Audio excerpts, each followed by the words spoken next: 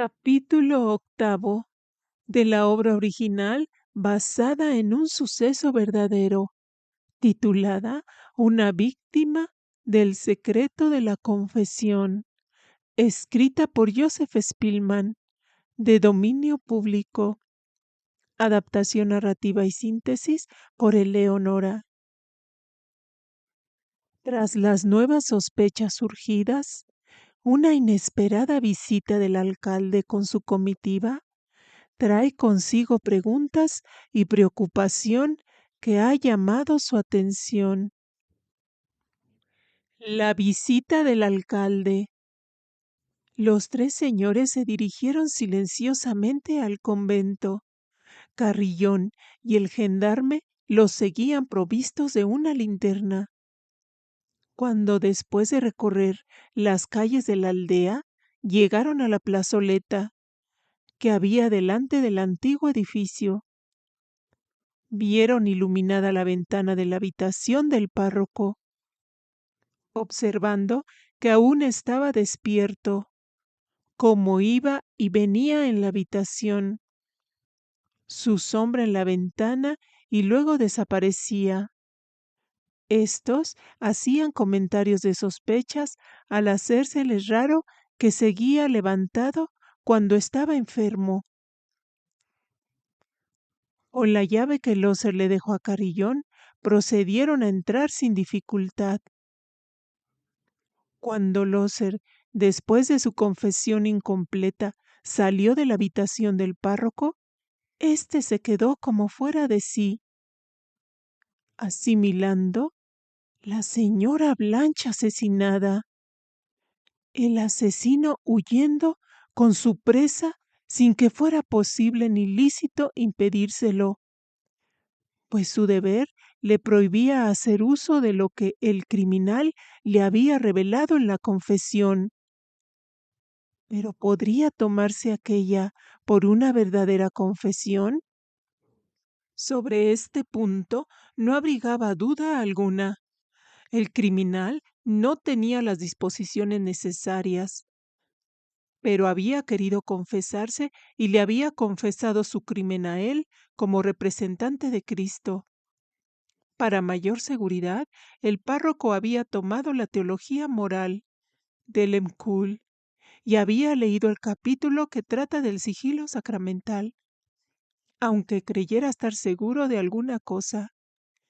Tenía la buena costumbre de consultar para su tranquilidad las opiniones de teólogos acreditados. En este caso no había duda, el sigilo de la confesión le obligaba y por consiguiente debía respetarlo, cualesquiera que fuesen las consecuencias, diciendo para sí que creerían que él era el asesino, pidiendo a Dios que no permitiera que viniera sobre él esta prueba. No lo creerían capaz de semejante crimen tan abominable. Y aunque lo creyeran, no podría revelar la verdad, teniendo que sacrificar su honor y su vida, como lo había dicho el día anterior en el púlpito, rogando a Dios que apartara de él este cáliz. Le espantaba la amargura del sacrificio, y más por su anciana madre, sus feligreses, por la Iglesia católica, recibiendo con esto grave daño y cruel oprobio, por las muchas almas débiles que se escandalizarían gravemente de ver a un sacerdote acusado como asesino. Mientras arrodillado en su reclinatorio, oraba el párroco de esta manera. Tenía levantadas las manos hacia la imagen de Jesús crucificado y de la Dolorosa. Luego tomó el rosario y empezó a rezarlo, paseándose por la habitación. De este modo había logrado el buen sacerdote tranquilizarse algún tanto. La idea que se le había ocurrido en el primer momento de terror de que al fin recaerían sobre él las sospechas de haber sido el autor del crimen, le parecía del todo inverosímil. Continuaba el buen párroco encomendándose a Dios con toda su alma, cuando oyó pasos en el corredor y un momento después llamaron a la puerta. Al contestar que pasaran, entraron el secretario, detrás el alcalde y el notario. Habían estos desistido de su plan anterior, resolviéndose a entrar todos juntos para ver la impresión que causaban en el odiado párroco. Estaban decididos a ocasionarle todo género de molestias. El párroco no se asustó, o por lo menos no dio señales de gran sorpresa cuando vio entrar a los tres personajes a hora tan avanzada de la noche. Sus grandes ojos dirigían rápidas miradas al crucifijo como pidiendo auxilio en la hora de la prueba. Aunque hubiera querido fingir sorpresa, no lo pudo disimular. Y la dolorosa resignación que en su semblante se manifestaba no pudo menos que llamar la atención de sus visitantes, diciéndole el alcalde que parecía que no le causaba mucha sorpresa su intempestiva visita. El sacerdote no supo qué contestar a estas palabras. No le era lícito dejar traslucir que ya tenía conocimiento del crimen.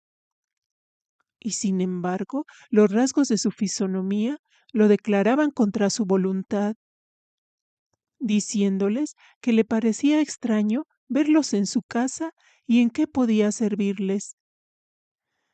El secretario quería preguntar por su hermana, pero el alcalde lo contuvo, diciéndole que esperara un momento, y dirigiéndose al párroco, añadió que si no tenía ningún antecedente de lo que venían a preguntarle y que sin embargo no les había parecido que al momento de entrar a su habitación no le hubiera sorprendido su visita verdaderamente intempestiva, que al menos a él le había parecido así, preguntando al notario y al secretario si a ellos les había parecido lo mismo.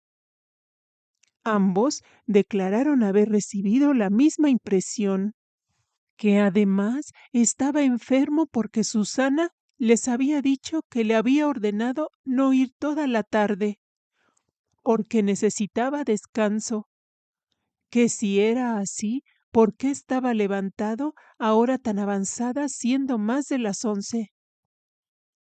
A lo que el párroco contestó que había estado acostado toda la tarde y no podía dormir. Recobrando la tranquilidad, les preguntó que qué significaban esas preguntas, porque parecía que lo estaban sometiendo a un interrogatorio. Los tres personajes se miraron mutuamente.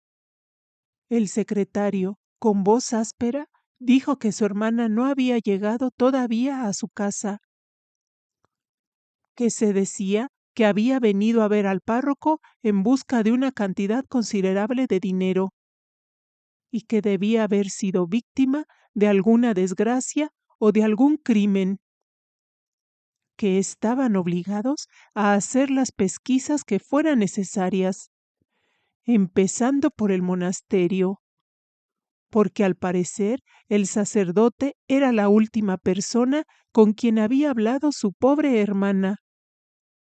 Terminando así de decir estas palabras el secretario. Por segunda vez notaron los tres que el párroco miraba al crucifijo respondiéndoles que la señora Blanche había estado en efecto ahí esa mañana, entre 10 y 11, que si le hubiera ocurrido alguna cosa sería de sentir doblemente, puesto que le había entregado todo el dinero de la Unión de San José. El alcalde le decía que no podía menos que admirarse de la incomprensible tranquilidad con que recibía la noticia de la desaparecida, que esa tranquilidad sería inexplicable, o si no lo supiera por otro conducto, y que aunque acabara de negarlo, ¿quién le había hablado de esto? El párroco contestó que nadie, que no sabía nada de lo ocurrido, volviendo a cuestionar y diciendo que eso era difícil de creer, puesto que les había confesado que la señora Blanche había estado allí con él entre las 10 y las 11 de la mañana, que a dónde habría ido desde ahí. El párroco les contestó que ella dijo que iba a su casa y no sabía cómo explicar su desaparición, que sobre la mesa le habría hecho la entrega de 12,000 francos. Con asombro exclamaron los tres hombres repitiendo 12,000 francos. El alcalde mencionó que era cosa extraña y que con esa gran cantidad de dinero no era posible que fuera a otra parte, que debía haberle sucedido algo ahí mismo, reprochándole al párroco que cómo se había atrevido a confiar en una mujer anciana e inerme semejante cantidad, que lo hacía responsable de ese dinero si realmente se había perdido, y que cómo pudo la señora Blanche llevarse en el bolsillo tanto dinero. Ya está aquí lo que me temía, dijo el párroco para sí.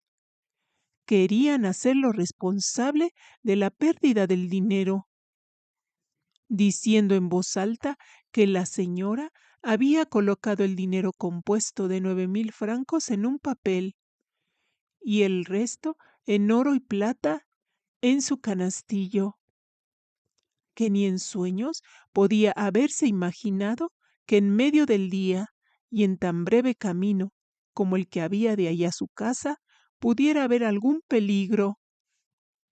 Nuevamente lo cuestionó el alcalde, si había acompañado a la señora por lo menos hasta la puerta, y si podría jurar que había salido del convento sin novedad con el dinero. Solo podía jurar, contestando el párroco, encogiéndose de hombros, que había salido en perfecta salud de esa habitación con el dinero, que sentía no haberla acompañado hasta la puerta del convento, que quiso hacerlo, pero ella no se lo permitió, porque estaba resfriado, y que desde que había salido de esa habitación no la había vuelto a ver. El alcalde le dijo al párroco que lo hacía responsable, como ya lo había dicho, ante los tribunales por esa cantidad de dinero, si era que en efecto se había perdido, que por otra parte era un ejemplo decisivo de la ligereza con que procedía el clero con el dinero de los pobres, cuya administración debía estar confiada a la autoridad civil. Aunque procediera de limosnas voluntarias, era dinero de los pobres y el sacerdote debía responder por él. Estando muy satisfecho el alcalde del giro que había dado el asunto, se dirigió a sus compañeros diciéndoles que puesto que el señor párroco no podía o no quería darles noticia alguna de la estancia de la señora y que parecía que ahí debía estar, procederían a registrar inmediatamente el convento, estando sus acompañantes de acuerdo. Le preguntaron al cura si quería acompañarlos. Este le respondió que no se sentía bien, que lo dispensaran, observando y contestando el alcalde que le parecía extraño que no quisiera unir sus esfuerzos a los de ellos para encontrarla pronto, pero que eso no les impediría el cumplir con su deber, dando instrucciones al secretario que tomara la lámpara. El párroco comprendió que había cometido una imprudencia. En efecto, si no hubiera sabido ya la noticia de la desgracia, él habría sido el primero en tomar la lámpara para buscar las huellas de la señora Blanche. Así, pues, trató de reparar la falta. Tomando la lámpara, les dijo que iría con ellos, que no quería poner dificultad ninguna a sus pesquisas.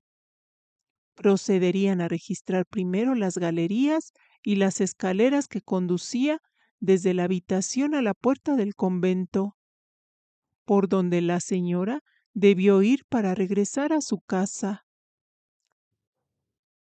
Hemos llegado al final de este octavo capítulo.